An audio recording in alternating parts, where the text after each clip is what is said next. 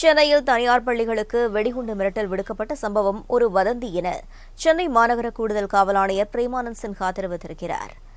சென்னை வேப்பேரியில் செய்தியாளர்களை சந்தித்த அவர், சென்னையில் 13 பள்ளிகளுக்கு வெடிகுண்டு மிரட்டல் மின்னஞ்சல் மூலம் வந்துள்ளதாகவும் அவை அனைத்தும் ஒரே ஐடியிலிருந்து அனுப்பப்பட்டுள்ளதாகவும் கூறினார். இதுகுறித்து வழக்கு பதிவு செய்து விசாரிக்கப்பட்டு வருவதால் மக்கள் அச்சப்பட வேண்டாம் என கூறினார்.